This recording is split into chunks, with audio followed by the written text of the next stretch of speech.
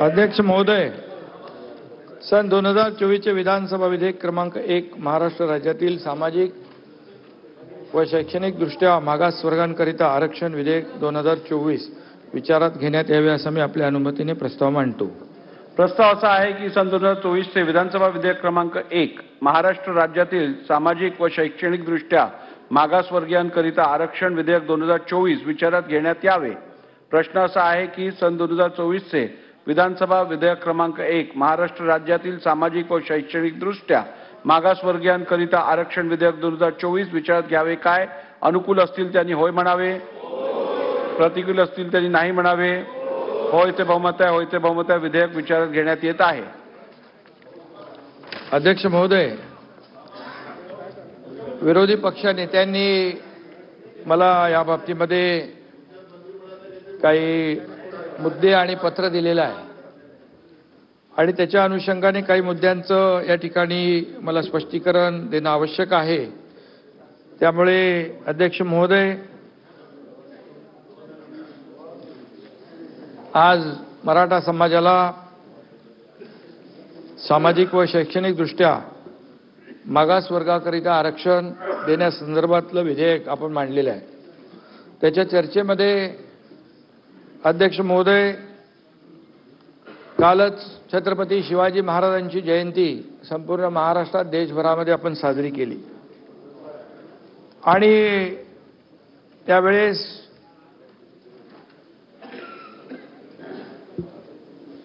आपण पाहिलं की छत्रपती शिवाजी महाराजांची एक आमच्या दसरा मेळाव्यामध्ये देखील मी शिवाजी महाराजांसमोर नतमस्तक होऊन आपल्याला या मराठा समाज सगळ्यांचाच विषय आहे तो, मराठा समाजाला टिकणारं, कायद्याच्या चौकटीत बसणारं, ओबीसी आणि इतर समाजावर कुठलाही अन्याय न करता, धक्का न लावता आरक्षण देण्याचं एक सगळ्यांचं मत मी त्या ठिकाणी छत्रपती शिवाजी महाराजांसमोर नतमस्तक होऊन शपथ घेतली होती। वस्तुस्थिती होती आणि ते आपण साऱ्या महाराष्ट्राने पाहिलेलं आहे आणि म्हणून त्यावेळेस मराठा समाजाने आरक्षणासाठी जे काही लढा उभारला होता, जे आंदोलन केलं, तो ऐरणीवर होता।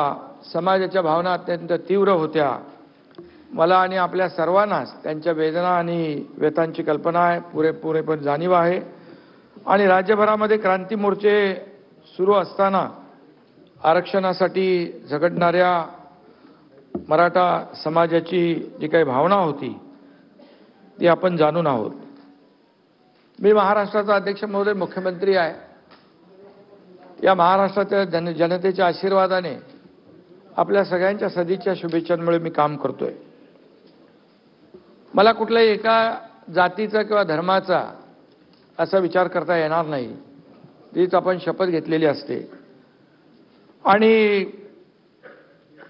मराठा समाजाचं आंदोलन जे सुरू होतं, मी त्यावेळेस एका कुठेतरी म्हणालो, या समाजाच्या सारखं इतर कुठल्याही समाजाचं जर आंदोलन आणि ते लढा सुरू असता तरी मी तीच भावना व्यक्त केली असती आणि म्हणून आपले जे काही इतर समाज बांधव आहेत त्यांच्यावरही कुठे कधी अशा प्रकारचा प्रसंग आला असता तर मुख्यमंत्री म्हणून माझी भूमिका जे मराठा समाजासाठी होती ती त्या समाजासाठी देखील आहे आणि तसं भाष्य मी त्याही वेळेस केलं असतं, छत्रपती शिवाजी महाराजांच्या समोर जे भाष्य केलं।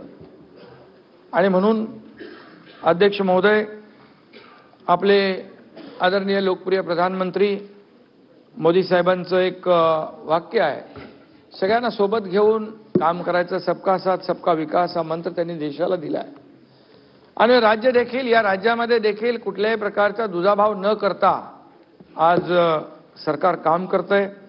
एखादा समाजाला जर मागासले पण आला असेल तर त्यांना समाजाच्या मूळ प्रवाहामध्ये आणणं, मेनस्ट्रीममध्ये आणणं हे आपलं कर्तव्य आहे सरकार म्हणून आणि त्यासाठी आवश्यक ते सर्व प्रयत्न करण्यासाठी आपलं सरकार कटिबद्ध आहे। एकाचीच बाजू घ्यायची, दुसऱ्याचा विचार करायचा नाही असं सरकार म्हणून आणि मुख्यमंत्री म्हणून मला देखील करता येणार नाही, याची पुरेपूर जाणीव मला आहे आणि माझ्याकडून तसं काही चुकून कधी होणारही नाही आणि म्हणून आज या अधिवेशनाच्या निमित्ताने मी समस्त राज्याला परत एकदा सांगू इच्छितो की ओबीसी बांधव असो किंवा इतर कोणताही समाज असो, आम्ही कोणाच्याही आरक्षणाला धक्का न लावता मराठा समाजाला शैक्षणिक आणि नोकरीतलं आरक्षण देण्याचा निर्णय घेतलेला आहे.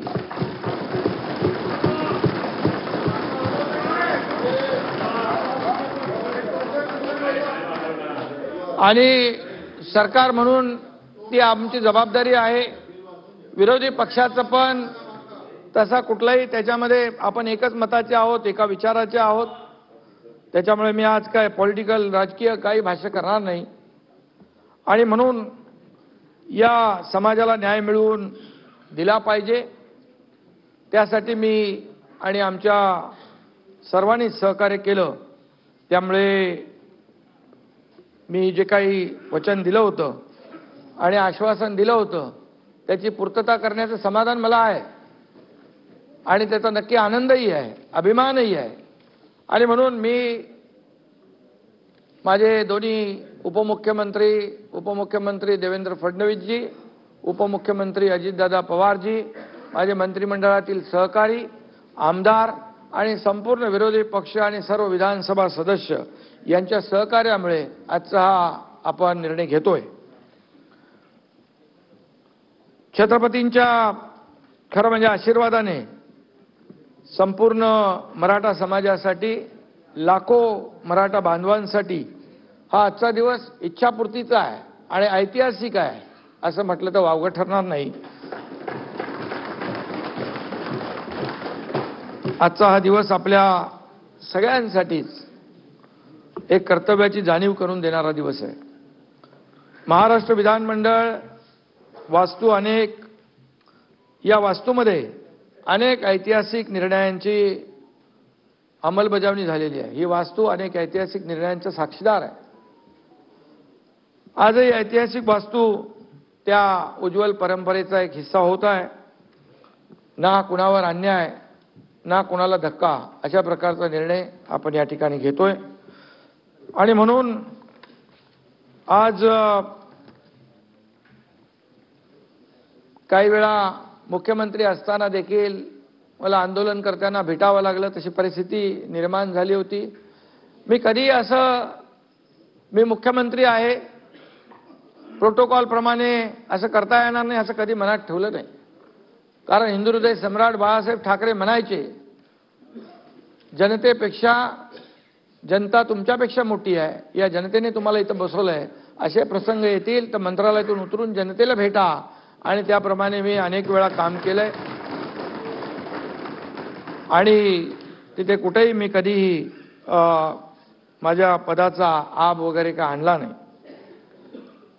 काही लोक म्हणतात की त्यावेळेस जेव्हा मनोज जरांगे पाटील यांनी आंदोलन उपोषण मागे घेतलं त्यावेळेस एकनाथ शिंदेनी वेळ मारून नेली असं काही लोक म्हणू लागले.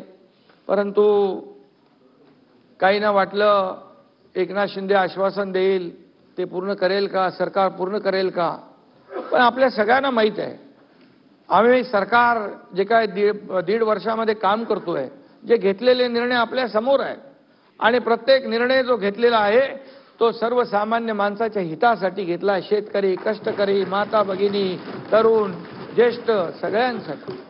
राज्यकर्त्याला कुठलाही वैयक्तिक लाभ होईल असा कुठलाही निर्णय आम्ही घेतला नाही. मी या ठिकाणी सांगू इच्छितो, जेव्हा आम्ही शपथ घेतली दोघांनी तेव्हा आम्ही कॅबिनेट घ्यायचे असते, त्या कॅबिनेटमध्ये दोघंच होतो. ते जरी आपण पाहिले निर्णय तर त्या निर्णयामध्ये शेतकरी, कष्टकरी, कामगारच त्यांचाच हिताचे निर्णय आम्ही पहिल्या दिवसापासून घेतलेले आहेत. आणि त्यामुळे शब्द देताना विचारपूर्वक 10 वेळा 100 वेळा विचार करून आम्ही शब्द देतो. बाळासाहेब देखील आम्हाला तसं म्हणायचे. आणि म्हणून मी आपल्याला एवढंच सांगेन, मी एक कार्यकर्ता आहे, बाळासाहेबांचा कार्यकर्ता आहे, दिघे साहेबांचा कार्यकर्ता आहे. एकदा शब्द दिला की तो शब्द मी पाळतो, पाळण्याचा प्रयत्न करतो. कधी शब्द मी फिरवत नाही. त्यामुळेच माझ्यावर खूप लोक विश्वास ठेवत आहेत. मी राजकीय बोलू इच्छित नाही. 1.5 वर्षापूर्वीचा किस्सा मला गिरवायचा नाही. म्हणजे दिलेला शब्द पाळतो जयंतराव, म्हणून लोक विश्वास ठेवतात आणि म्हणून आज मी तो शब्द या ठिकाणी पाळतोय. एकदा शब्द दिला की तो मागे हटण्याचा माझा काही प्रश्न नाही. आणि म्हणून मराठा समाजासाठी आंदोलन जे मनोज जरांगे पाटील त्यांच्या सहकारी यांनी केलंय, खऱ्या अर्थाने त्यांना देखील हा निर्णय जो आहे त्यांच्या आंदोलनाचा एकजुटीचा एक विजय आहे असं म्हटलं तरी वावगं ठरणार नाही. आणि म्हणून लाखो करोडो मराठा बांधवांनी आपल्या हक्कासाठी लढा देताना आजवर कधी संयम सोडला नाही. मागच्या वेळेस देखील देवेंद्रजी मुख्यमंत्री होते त्यावेळेस देखील लाखांचे मोर्चे आले, आपण पाहिले, परंतु संयम कधी सुटला नाही. आणि त्यावेळेस देखील आपण ती शिस्त पाहिलेली आहे. आणि म्हणून यावेळेस काही ठिकाणी घटना घडल्या, अनुचित घटना घडल्या, परंतु त्या घडायला नको होत्या. शेवटी या राज्यामध्ये सर्वांनी गुण्या गोविंदाने राहिलं पाहिजे. जाती जातीमध्ये तेढ निर्माण करण्याचा प्रयत्न कुणीही करता कामा नये अशी भावना आमची आहे. आणि म्हणून आज या समाजाने देखील विश्वास ठेवला, त्याबद्दल देखील मी मनोज जरांगे पाटील आणि त्यांचे सहकारी जे आहेत त्यावेळेस उपोषण मागे घेतलं आणि आपल्याला पुढे जे काही निर्णय घेता येतील त्याप्रमाणे आपण पुढची प्रक्रिया सुरू केली. मराठा समाजाचा खऱ्या अर्थाने आणि त्यांच्या मगाशीच म्हणालो एकजूट आणि चिकाटी या आणि लढ्याचा हा विजय आहे. आणि म्हणून यामध्ये आता मी एवढंच सांगेन की मराठा समाजाने गेल्या 5-6 महिन्यात जे काही आंदोलनं केली ते आपल्या सगळ्यांना माहीत आहेत. आणि परंतु त्या आंदोलनाला एक धार प्राप्त झाली होती आणि सगळ्यांनाच आपण पाहिलं की सगळ्यांना त्याची चिंता होती. ही आंदोलनं आपल्या राज्याला किंबहुना आपल्या राज्याच्या विकासाला न परवडणारी आहेत. आणि म्हणूनच मी सुद्धा एक सर्वसामान्य शेतकऱ्याचा मुलगा आहे, मलाही त्याची भावना आहे, त्यांच्या वेदना मलाही समजतात. आम्ही अनेक लोक शेतकऱ्याच्या कुटुंबात जन्माला आलो, म्हणून तर शेतकऱ्यांशी संवाद साधणं, त्यांच्या बांधावर जाणं, शेतकऱ्यांना आज मी दुसरीकडे विषय घेऊ जाऊ इच्छित नाही, परंतु सरकारने आज शेतकऱ्यांसाठी पण खूप मोठे निर्णय घेतलेले आहेत. आणि म्हणून मुख्यमंत्री झाल्यानंतर अनेक आघाड्यांवर काम करावं लागतं, अनेक आंदोलनं येतात, अनेक आता सगळ्यांनाच वाटतं आम्हाला आताच पाहिजे. अनेक वर्षापूर्वीचे प्रलंबित प्रश्न, अनेक वर्षापासूनचे असलेले प्रश्न देखील चुटकीसारखे सुटले पाहिजे अशी भावना असते. पण त्याला काही प्रक्रिया असते, कायदेशीर बाबी असतात, सगळ्या बाबी आपण लक्षात घेऊन त्या सोडवल्या पाहिजेत आणि त्याला वेळही दिला पाहिजे आणि तेवढा संयमही राखला पाहिजे. आणि म्हणून आम्ही मराठा समाजातील विद्यार्थ्यांना शैक्षणिक सवलती, शिक्षणासाठी आर्थिक मदत, त्यांच्यासाठी हॉस्टेल ही सगळी व्यवस्था आपण केली होती अगोदर. आणि त्याचबरोबर आपण हेही केलं की शैक्षणिक आणि आर्थिक आणि सामाजिक दृष्ट्याही मराठा समाज जेव्हा मागे जातोय त्यावेळेस आपण त्यांना मुलांना शिक्षणामध्ये देखील इतर ज्या काही बाबी आहेत, मग सारथी आहे, आपलं अण्णासाहेब पाटील आर्थिक विकास महामंडळ आहे, चंद्रकांत दादा इकडे आहेत, त्यांची देखील उपसमितीमध्ये अनेक निर्णय त्यांनी घेतले.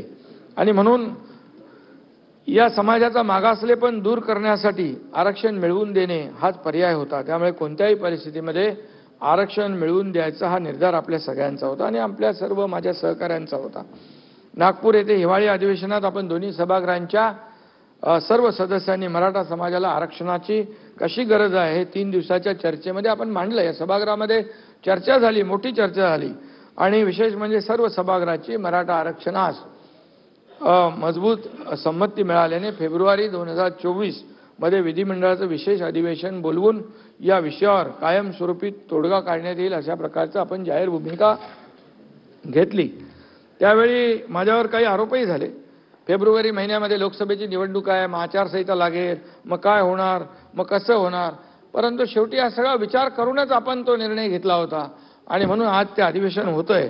आणि म्हणून आजचा दिवस खऱ्या अर्थाने महत्त्वाचा आहे आणि आज तो दिवस आज आपल्या या मराठा समाजाला आरक्षण देण्यासाठी आपण मुकर्रर केला, त्याप्रमाणे आपण आज तो निर्णय घेतोय.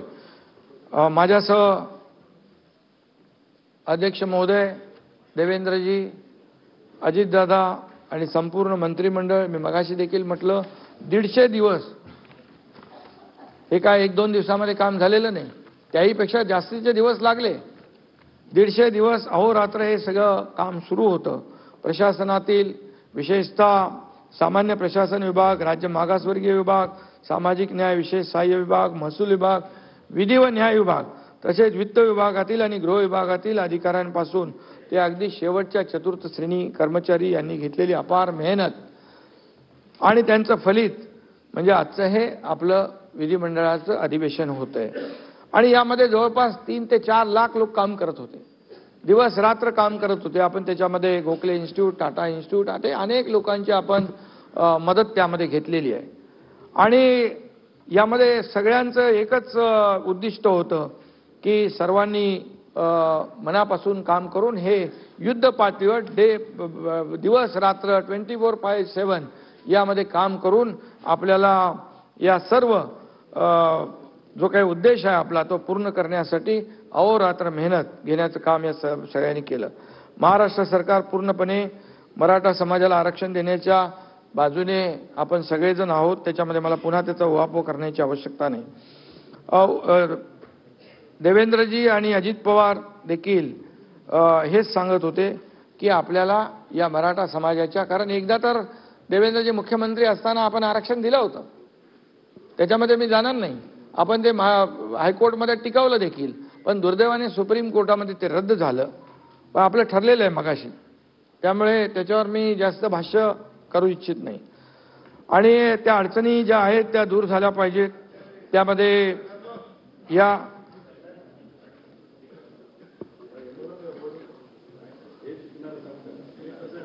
ठीक आणि म्हणून मागासवर्ग आयोगाची स्थापना करून मराठा आरक्षण त्यावेळेस मान्य झालं होतं, कोर्टात टिकलं होतं. सुप्रीम कोर्टात देखील आपण ज्या पद्धतीने थोडीशी मांडणी करायला पाहिजे होती, दुर्दैवाने ते आपल्याला झालं नाही. आणि त्यामुळे या पार्श्वभूमीवर नव्याने मागासवर्ग आयोग नेमता येईल की नाही या संदर्भात शंका उपस्थित करण्यात आल्या होत्या. परंतु सर्वोच्च न्यायालयानेच राज्य शासनाचा मागासवर्ग आयोग नेमण्याचा अधिकार मान्य केला आहे. इंदिरा साहनी प्रकरणामध्ये घटनापीठाने जो निर्णय दिला त्याच्या परिच्छेद 550 मध्ये म्हटलंय, for the purpose and object that those communities who were earlier backward and advance should be excluded and those communities who were earlier advance and might have degraded into backward class should be included. Thus, the state was fully entitled to appoint backward classes commission to collect relevant data and submit a report. हे आपल्याला कुठलंही असं बेकायदेशीर काम आपण करत नाहीये. पूर्णपणे कायदेशीर बाबी यामध्ये आपण पाहून या ठिकाणी आपण काम करतोय. त्यामुळे यासाठी आपण न्यायमूर्ती शुक्रे साहेबांच्या अध्यक्षतेखाली स्थापन केला मागासवर्ग आयोग. हा पूर्णतः वैध असून या आयोगाने अत्यंत काळजीपूर्वक आणि मेहनतीने निरगुडे राजीनामा दिला त्यांनी. आणि म्हणून आपण शुक्रे साहेबांचं अध्यक्षतेखाली काळजीपूर्वक आणि मेहनतीने तयार केलेला अहवाल शासनाने स्वीकारला ना. नाही, तुम्ही माझ्याशी बोला ना. शासनाने स्वीकारला आहे. हे आरक्षण सुप्रीम कोर्टात टिकेल की नाही याबद्दल आतापासून शंका बाळगण्याचं कारण नाही. ना आपण पॉझिटिव्ह बोलूया, पॉझिटिव्ह चर्चा करूया. सगळ्यांची जबाबदारी आहे. हे सगळं आपण मराठा समाजाला जो आरक्षण देतोय ते टिकावं यासाठी यामध्ये घटनेच्या 342A आणि 16(4) आणि 15(4) प्रमाणे नोकरी आणि शिक्षणामध्ये आरक्षण देण्याची घटनेत तरतूद आहे. त्यानुसार आयोगाने शिफारस केलेली आहे. या ठिकाणी मी हे नम्रपणे नमूद करू इच्छितो की नाना आपलं राज्य नाही, 22 राज्यामध्ये आज आरक्षण 50% पेक्षा जास्ती आहे. तामिळनाडू 69%, हरियाणा 67%, राजस्थान 64%, बिहार 60%, गुजरात 59%, पश्चिम बंगाल 55%, आणखी 22 लोक आहेत. बिहारने 59% दिले, 69%. त्यामुळे आज आपल्याला मी एवढंच सांगतो, आपण जी 50% आरक्षणाची मर्यादा ओलांडली ते मगाशी तुम्हाला मी वाचून दाखवलं. कोर्टाने आपल्याला, सुप्रीम कोर्टाने पण ते आपल्याला अधिकार दिले आणि तो आपला अधिकार आहे. आणि म्हणून यामध्ये आपण हा जो कायदा करतोय तो पूर्णपणे टिकेल आणि कायदेशीर निकषावर टिकून राहील या बाबतीमध्ये आपण शंका बाळगण्याचं कारण नाही. आपण खात्रीपूर्वक या ठिकाणी तो टिकूया. त्याचबरोबर आपण या सर्व ज्यांच्या या आंदोलनामध्ये काही लोकांचा मृत्यू देखील झालेला आहे आणि त्यांच्या कुटुंबियांना देखील आपण आर्थिक मदत देखील सरकारने केली ऑलरेडी. पण ती सरकारने शेवटी माणसाला तर परत आणता येत नाही आणि घरातलं करता धरता माणूस गमावल्याचं दुःख ते कधी भरून काढू शकत नाहीत. किती आपण मदत केली तरी सुद्धा त्या कुटुंबियाच्या बद्दल मी राज्य सरकारच्या वतीने मुख्यमंत्री म्हणून संवेदना व्यक्त करतो. यावेळी नागपूर येथे झालेल्या विधिमंडळाच्या हिवाळी अधिवेशनात मी सविस्तर पूर्णपणे बोललो आहे आणि आपण 4 दिवस या परिस्थिती अतिशय गांभीर्यपूर्वक आणि पोटतिडकीने मतं आपल्या सगळ्या सभागृहाच्या सदस्यांनी मांडलेली आहेत आणि म्हणून आपल्या सगळ्यांची भावना एकच आहे. त्याच्यामध्ये पुन्हा काही मला सांगण्याची आवश्यकता नाही. ओबीसी किंवा अन्य कुठल्याही समाजाच्या आरक्षणाला धक्का न लावता मराठा समाजाला कायद्याच्या चौकटीत बसणारं आणि कायद्याच्या चौकटीत टिकणारं आरक्षण मिळायला पाहिजे. ही भावना सरकारची आहे, तुमची आहे, सगळ्यांची. आणि आजवर देखील मी राजकीय बोलू इच्छित नाही, परंतु मराठा समाजाचा इथं म्हणजे सगळ्यांनी त्याचा फायदा घेतलेला आहे, परंतु समाज आजपर्यंत या सुविधांपासून वंचित राहिला, हे देखील दुर्दैव आहे. आणि म्हणून मी या पुन्हा त्याचं इथे काय भाष्य करू इच्छित नाही की देवेंद्रजींनी दिलं, मग कोर्टात टिकलं, मग सुप्रीम कोर्टात गेलं, ते जाऊ दे, आता गेलं ते. आता अशा कुठल्याही गोड दिवशी आपण आपलं तोंड कडू करून घेऊया नको, सगळ्यांनी चांगलं बोलूया. आणि म्हणून मी अभिमानाने या ठिकाणी सांगतो की 2.25 वर्षापूर्वी सत्ता हाती घेतल्यानंतर या महायुती सरकारने ठरवलं होतं की मराठा समाजाला आरक्षण देण्याचा निर्णय आपण घेऊया. आणि म्हणून ही मागणी का आता पुढे आलेली नाही. छत्रपती शाहू महाराजांनी त्यावेळी आरक्षणामध्ये मराठा समाजाचाही समावेश केला होता. 40-45 वर्षापासून मराठा बांधव आरक्षणासाठी लढा देतोय. आणि म्हणून आज यांची मी आठवण करेन, स्वर्गीय अण्णासाहेब पाटील यांनी दिलेलं बलिदान देखील आहे. ते बलिदान देखील त्याचाही विचार या ठिकाणी केलेला आहे आणि आमच्या सरकारने त्यांचं बलिदान देखील व्यर्थ जाऊ नये ही भावना देखील आहे. आणि म्हणून काही वर्षापूर्वी खूप मोठे मोर्चेही झाले, 56 आपल्याच काळामध्ये, तेव्हा 56 क्रांती मोर्चे राज्यामध्ये निघाले. आम्ही सगळे त्याचे साक्षीदार, आपणही साक्षीदार होतात. आणि त्यामध्ये गेल्या सरकारमध्ये तर छत्रपती संभाजीराजे यांनी देखील आझाद मैदानावर आमरण उपोषण केलं होतं. त्यांच्याशी देखील चर्चा करून मराठा आरक्षणासाठी जे काही करता येईल, म्हणजे आरक्षण देण्यापूर्वी जे काय करता येईल त्यांना ओबीसी प्रमाणे सवलती देणं, मुलांना शिक्षणामध्ये सवलती देणं, नोकऱ्यांमध्ये जे काय आपण सारथी अण्णासाहेब पाटील आर्थिक विकास महामंडळ त्याच्यातून आपण मदत करणं, हे आपण त्याप्रमाणे करत होतो. आणि काही निर्णय घेतले पण आपण. त्यांनी देखील त्यावेळेस म्हटलं होतं की सर्वात आधी मराठा समाज हा सामाजिक आणि शैक्षणिक मागास कसा आहे हे सिद्ध करावं लागेल. कोर्टाने त्यांना मागास नाही फॉरवर्ड म्हटलं होतं. आणि म्हणून पूर्णपणे या सगळ्या बाबींचा विचार करून या ठिकाणी आम्ही काम केलंय. आणि म्हणून सप्टेंबर 2022 मध्ये चंद्रकांत दादा यांच्यावर उपसमितीची जबाबदारी आपण दिली आणि त्यांनी देखील ऑगस्ट 22 मध्ये अधिसंख्य पदांची निर्मिती आपण केली. आणि 21 सप्टेंबर 2022 रोजी शासन निर्णय करून त्यामध्ये देखील त्याची अंमलबजावणी केली. त्यावेळी देखील ते सोपं नव्हतं. जवळपास 5,000 लोक, 5,000 तरुण ज्यांचं सिलेक्शन झालं होतं, परंतु त्यांना अपॉइंटमेंट मिळाली नव्हती. ते देखील आपल्या सरकारने त्यांना अपॉइंटमेंट दिली.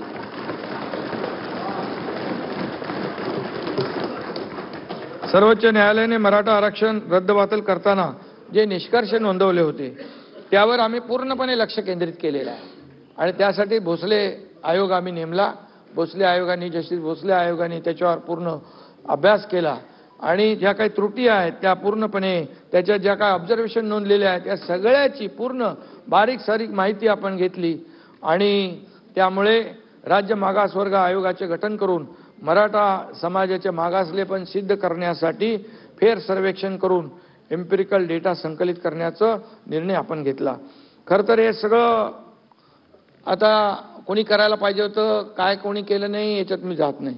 कारण आज आपल्या आचारसंहिता आपण घालून घेतली आहे. पत्रात आहे ना, ते चालू आहे ना, पत्राचं उत्तर आहे. आणि म्हणून ते चालू आहे ना, तुम्हाला देतो. आणि म्हणून यामध्ये सर्वोच्च न्यायालयात क्युरेटिव्ह पिटिशन वर देखील सुनावणी झाली.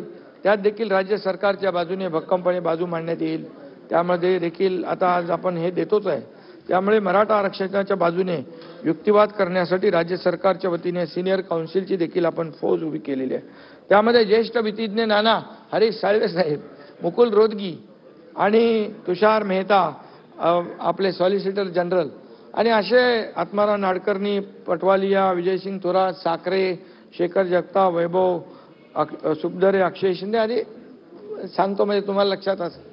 आणि या लोकांनी अगोदरच्या सरकारमध्ये पण काम केलं, असं आपण काही त्यांना हे डावललं नाही.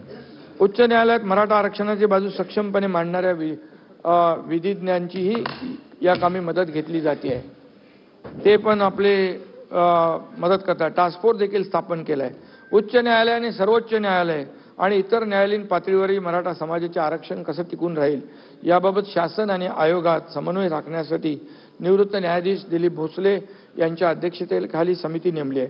या समितीमध्ये निवृत्त न्यायाधीश मारुती गायकवाड, न्यायमूर्ती संदीप शिंदे यांचे सल्लागार म्हणून नियुक्ती केली आणि त्यांच्याशी देखील सातत्याने संवाद या ठिकाणी सुरू आहे. मराठा समाजाच्या आरक्षणाच्या मागणीवर चर्चा करण्यासाठी तसेच मराठा आरक्षण व सुविधा मंत्रिमंडळ उपसमिती, मुख्य सचिव तसेच मान्य मुख्य न्यायमूर्ती श्री दिलीप भोसले यांच्या अध्यक्षतेखाली सल्लागार मंडळाच्या एकूण 50 बैठका झाल्या.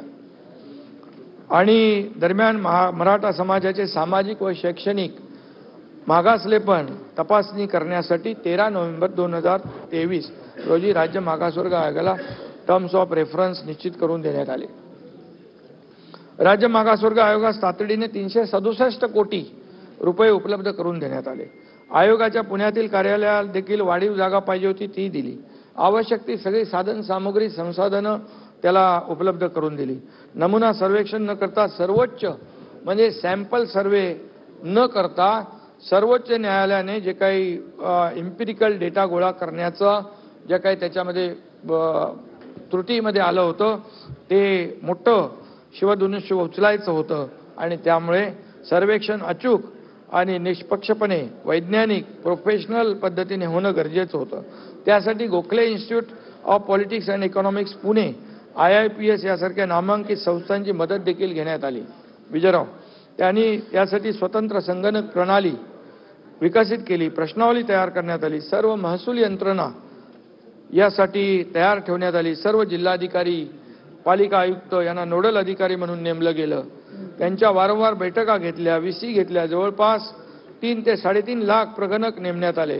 त्यांचं मास्टर ट्रेनिंग झालं. 23 जानेवारीपासून युद्धपातळीवर सर्वेक्षणाचं काम सुरू झालं. हे सर्वेक्षण अचूक करायचं होतं आणि वेळेत पूर्ण करायचं होतं. हे चॅलेंज तर होतं आणि म्हणून मला सांगायला अतिशय आनंद आणि अभिमान आहे की 2 फेब्रुवारी 2024 म्हणजे या कालावधीमध्ये त्यांचं नाही का आवाज येत नाही. ए कोण बसलंय बाबा तिकडे. ठीक आहे करूया. आवाज वाढलेला आहे.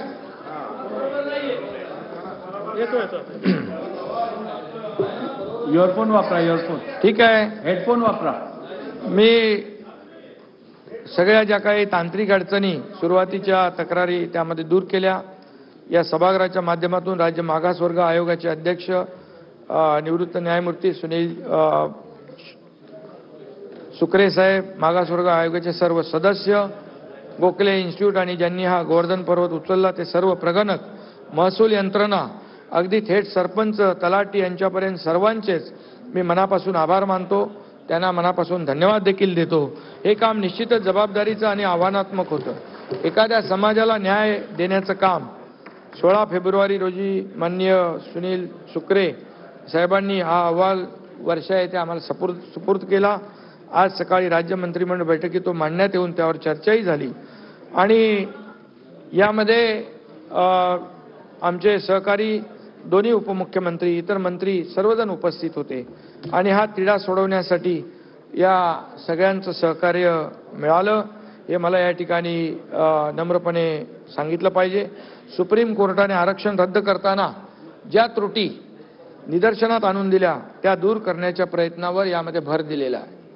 आम्ही अत्यंत वेगाने ताकदीने काम करून कायदेशीर प्रक्रिया पूर्ण करीत आहोत. अशा पद्धतीने टप्प्याटप्प्याने मराठा समाजाचे आरक्षण कायद्याच्या चौकटीत बसण्यासाठी सरकार पूर्णपणे प्रयत्न करते आणि सुप्रीम कोर्टाच्या एका निकालात नमूद केल्यानुसार विशिष्ट जात किंवा समुदायांच्या इतर मागासवर्गीयांच्या यादीत समावेश करण्यासाठी अपवादात्मक व असाधारण परिस्थिती सिद्ध होणे आवश्यक असते आणि एक्स्ट्रा ऑर्डिनरी आणि एक्सेप्शनल सर्कमस्टन्सेस राज्य मागासवर्ग आयोगाने या सर्वेच्या माध्यमातून ते सिद्ध केलं आहे असं मला वाटतं. मराठा समाजाला टिकणारं आणि कायद्याच्या चौकटीत बसणारं आरक्षण मिळवून देण्यासाठी शासनाने मोठं पाऊल उचललं आहे. आता ते टिकून राहावं म्हणून राज्य सरकार आपली सर्व ताकद पणाला लावणार आहे, आपल्याला विरोधी पक्षाला सोबत घेऊन. आणि म्हणून माझं एकच म्हणणं आहे, आपल्या शांतताप्रिय महाराष्ट्रात कोणत्याही निमित्ताने समाजात वितुष्ट येता कामा नये. चर्चेतून योग्य तो मार्ग निघाला पाहिजे अशा प्रकारचं मी आवाहन आपल्या सगळ्यांना करतो आणि या राज्यातील सर्व समाज बांधव यांना देखील मी करतो. प्रत्येक समाज घटकाला त्या राज्याच्या प्रगतीत त्याचा योग्य वाटा मिळाला पाहिजे अशी आपल्या सरकारची धारणा आहे. आणि यामध्ये कुणबी दाखल्यांच्या संदर्भात देखील आपण मुद्दा उपस्थित केला. त्यामध्ये जस्टिस शिंदे त्यांच्या अध्यक्षतेखाली आम्ही समिती नेमली, त्याचं काम सुरू आहे. मराठवाड्यातील मराठा कुणबी मराठा जात प्रमाणपत्र देण्याची कार्यपद्धती देखील निश्चित केलेली आहे आणि ते आणखी काही पुरावे आहेत. त्याच्यात मी डिटेलमध्ये आता जात नाही. त्याच्यामध्ये ते दिले ना आपण. आणि यामध्ये आपल्याला हो सगळे वेबसाईटला टाकलेत नावं आणि त्यामध्ये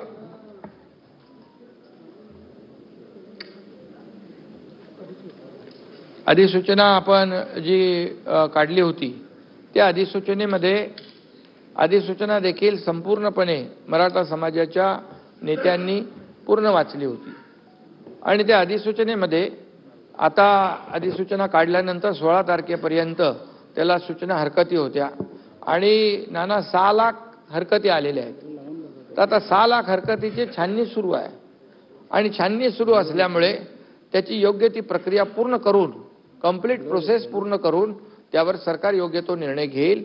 हे आपल्याला जी शंका होती त्या बाबतीमध्ये मी या ठिकाणी सांगतो. त्या डिटेल मी आज जात नाही कारण ते मग सगळे तेच सांगितलं ना, जी सगळे सोयऱ्यांचे जे 6 लाख हरकती आलेल्या आहेत त्या नोटिफिकेशनवर, त्या अधिसूचनेवर जी अधिसूचना काढली आपण त्याच्यावर 6 लाख हरकती आल्या, त्याची छाननी सुरू आहे. आणि म्हणून मी आपल्याला एवढंच सांगतो की आता कलम आणि यामध्ये देखील 6 लाखाहून हरकती व सूचना प्राप्त झाल्या आहेत आणि त्यामुळे त्यासाठी देखील आपण कर्मचारी आणि सर्व अधिकाऱ्यांना जबाबदारी दिलेली आहे. त्या हरकती सूचनांच्या नोंदी घेऊन वर्गीकरण व छाननी केली जाईल आणि त्याप्रमाणे पुढची कार्यवाही केली जाईल.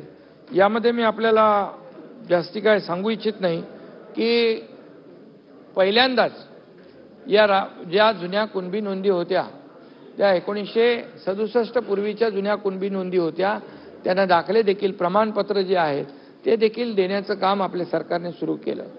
आणि कुठल्याही परिस्थितीमध्ये मी पुन्हा एकदा सांगतो की ओबीसी समाजावर अन्याय न करता, त्यांच्या समाजाला आरक्षणाला धक्का न लावता या ठिकाणी हे आरक्षण देण्याचा निर्णय आपल्या सरकारने घेतलेला आहे.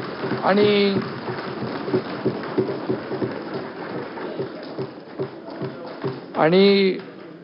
मी डिटेलमध्ये आता त्याच्यामध्ये जाऊ इच्छित नाही. जो कायदाच आहे 2000चा कायदा, त्याचे 2012ला रूल्स झाले. नोटिफिकेशन पण आपण काढलंय त्याच्या आधारावर केलं. या कायद्यामध्ये याच्यामध्ये नियमामध्ये सुटसुटीतपणा स्पष्टता आणण्यासाठी आपण ते केलंय. तुम्ही ते पूर्ण नीट वाचून बघा. त्या वाचून बघितल्यानंतर तुम्हाला ते कळेल की ते नोटिफिकेशन काय आहे. आणि त्या नोटिफिकेशनवर पूर्णपणे आज 6 लाख आक्षेप आलेले आहेत आणि त्यामुळे त्याच्यावर पूर्ण छाननी केली जाईल.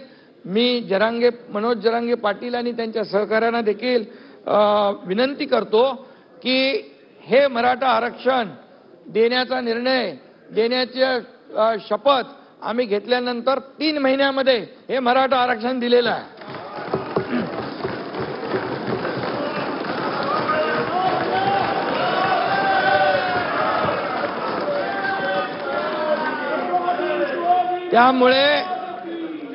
त्यामुळे मी जे आज ज्यांच्या मनामध्ये गैरसमज आहे तो बिलकुल दूर करा. हे आरक्षण टिकण्यासाठी ज्या बाबींवर सर्वेक्षण व्हायला पाहिजे त्या डिटेलमध्ये मी जात नाही.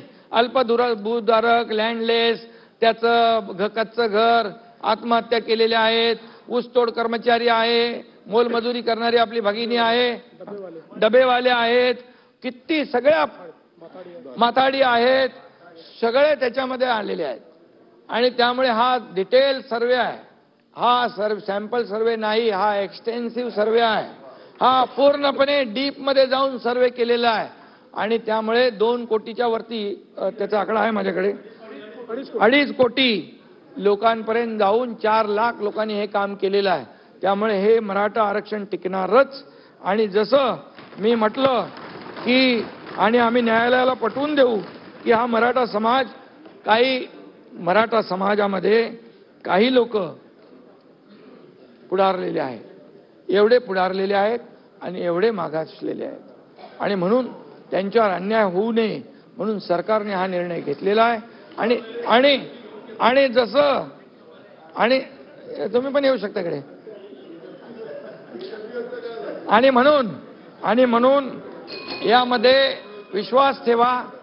जे आरक्षणासाठी जे काय आणखी आंदोलन सुरू आहेत त्याने देखील विश्वास ठेवावा. सरकार कुठलाही दुजाभाव करणार नाही आणि सरकार कायद्याच्या चौकटीमध्ये बसून पूर्णपणे हे आरक्षण देतंय. आणि जे मगाशी म्हटलं की जे नोटिफिकेशन आपण काढलेलं आहे या पुन्हा एकदा मी सांगतो नाना विजय भाऊ, नोटिफिकेशनवर 6 लाख हरकती आलेल्या आहेत. घाई गडबडीमध्ये कुठलंही नोटिफिकेशन फायनल करणं हे जनतेच्या हिताचं नाही. ती फसवणूक आम्ही कोणाची करणार नाही. त्याच्यावर पूर्ण प्रक्रिया करून छाननी करून त्याच्यावर देखील सरकार योग्य तो निर्णय घेईल. आणि म्हणून आंदोलनकर्त्यांना देखील मला विनंती करायची आहे, जसं सरकार बोलतं तसा निर्णय घेतं हे मराठा आरक्षणाच्या वरून आजच्या निर्णयावरून त्यांनी देखील समजून घेतलं पाहिजे आणि संयम राखला पाहिजे. कारण आणि शेवटी समाज आणि सरकार असं काय वेगळं आम्ही मानत नाही. आणि म्हणून यामध्ये ज्यांच्यावर गुन्हे दाखल झाले होते, जे किरकोळ म्हणजे लोकशाहीमध्ये आपण आंदोलनं करतो त्याप्रमाणे आंदोलन ज्यांनी केलं त्यांचे पण आम्ही गुन्हे मागास घेतले. ज्यांनी मालमत्तेचं नुकसान केलंय, ज्यांनी कोणाला इजा केलेली आहे, हे तात्काळ आपल्याला त्याचं वर्गीकरण आपण केलेलं आहे. आणि म्हणून जे आम्ही बोलतोय ते सरकारने केलेलं आहे, करून दाखवलेलं आहे. आणि त्यामुळे आंदोलनकर्त्यांनी देखील सरकारवर विश्वास ठेवण्याची आवश्यकता आहे, संयम बाळगण्याची आवश्यकता आहे. आणि म्हणून मी आपल्या सगळ्यांच्या वतीने जे आज मराठा समाजाला आरक्षण देण्याचा जसा निर्णय आपल्या सरकारने घेतला तसा निर्णय इतर जे काही मुद्दे आहेत त्या बाबतीत देखील सकारात्मक पद्धतीने घेईल, कुठल्याही समाजावर अन्याय न करता. आणि म्हणून मी आपल्या सगळ्यांना एवढंच सांगतो की या आपल्या सभागृहाला देखील विनंती करतो की एकमताने आजचं हे मराठा समाजाला आरक्षण देण्याचा आपण जो निर्णय घेतलेला आहे त्याला एकमताने आपण मान्यता देऊया आणि एकमताने हे विधेयक मंजूर करावं अशा प्रकारची विनंती मी आपल्याला करतो. घेतलेला निर्णय एक घेतलेला निर्णय अतिशय धाडसी निर्णय आहे, ऐतिहासिक निर्णय आहे आणि हा टिकणारा निर्णय आहे. ही जबाबदारी आम्ही सरकारची आहे. धन्यवाद.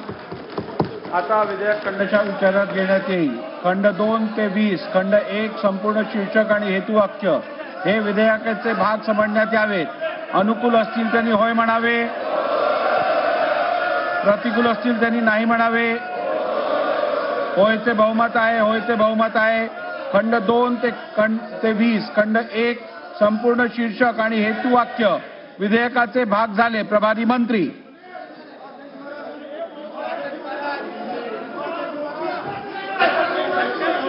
अध्यक्ष महोदय 2004 चे विधानसभा विधेयक क्रमांक 1 महाराष्ट्र राज्यातील सामाजिक व शैक्षणिक दृष्ट्या मागास वर्गाकरिता आरक्षण विधेयक 2024 संमत करावे असे मी आपल्या अनुमतीने प्रस्ताव मांडतो. प्रस्ताव असा आहे की सन 2024 चे विधानसभा विधेयक क्रमांक 1 महाराष्ट्र राज्यातील सामाजिक व शैक्षणिक दृष्ट्या मागासवर्गीयांकरिता आरक्षण विधेयक 2024 संमत करावे. प्रश्न असा आहे की सन 2024 चे विधानसभा विधेयक क्रमांक 1 महाराष्ट्र राज्यातील सामाजिक व शैक्षणिक दृष्ट्या मागासवर्गीयांकरिता आरक्षण विधेयक 2024 संमत करावे. अनुकूल असतील त्यांनी होय म्हणावे, प्रतिकूल असतील त्यांनी नाही म्हणावे. होयचे बहुमत आहे, होयचे बहुमत आहे. विधेयक संमत झाले. बरं ठीक आहे. भुजबळ साहेब 2 मिनिटं बसा, 2 मिनिटं बसा, 2 मिनिटं बसा. अध्यक्ष महोदय माझी विनंती आहे, आपण बहुमत म्हटलंय पण त्यांचंही याला पाठिंबा आहे, त्यामुळे सभागृहाने एकमताने केलं. विरोधी पक्षनेते आपण आपलं काय मत आहे सांग. एकमताने केलं पाहिजे. अध्यक्ष महोदय, माननीय उपमुख्यमंत्री महोदयांनी जो प्रस्ताव या ठिकाणी आणलेला किंवा सांगितलं आहे, खरं तर हा यामध्ये कुणाचाही विरोध असण्याचं कारण नाही. मराठा समाजाला आरक्षण दिलं गेलं पाहिजे ही पूर्वीपासून आमची भूमिका होती, आमच्या सर्वांची भूमिका होती. त्यामध्ये कुणाचाही काही विरोध नव्हता. त्यामुळे बहुमत म्हणू नका, याला एकमत म्हणा. आमची त्याला तयारी आहे. काय नाही अध्यक्ष महोदय, 1 मिनिट मध्ये मानू द्या ना. आता झालं ना, त्याला बोलू द्या ना. आता तुम्हाला विचारलेलं बहुमत आहे की एकमत आहे, तुम्ही एकमत सांगितलं. आता मला घोषणा करू दे ना एकमताची. होयचे एकमत आहे, होयचे एकमत आहे. त्यामुळे हे विधेयक एकमताने संमत झाले आहे असं मी घोषित करतो.